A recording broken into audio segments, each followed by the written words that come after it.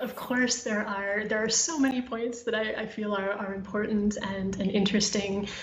But I think for me, at the end of the day, one just big takeaway was that although of course it's important for us to be, asking the question of why are people taking this route during this time period, and essentially like looking at the visible phenomenon in this moment, which is an increase in people using the Atlantic route to the Canary Islands.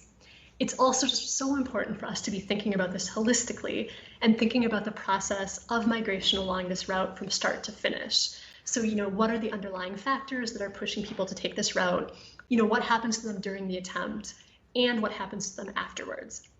So basically, not to get so caught up in looking at the Canary Islands or the boat journey that we forget about the things that come before and after, which are also really important.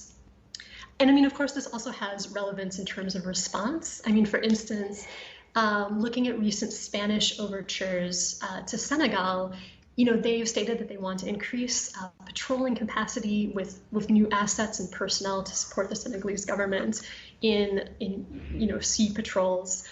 And this, of course, clearly doesn't address underlying causes. Whereas attempting to expand circular migration pathways, which is also something that Spain has mentioned, that could be a much more productive approach to decrease demand for this route. So at the end of the day, I think, people know this is a dangerous route, but they keep using it. So clearly the migration drivers are strong. And I guess, yeah, I could just end by sharing one more quote from a Malian man who says, "The memory is solidarity, hope, understanding between migrants that erases the stress we have had during this adventure.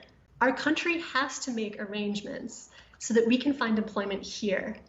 I think this will reduce the departure in migration. Otherwise, I am ready to return to realize my dream."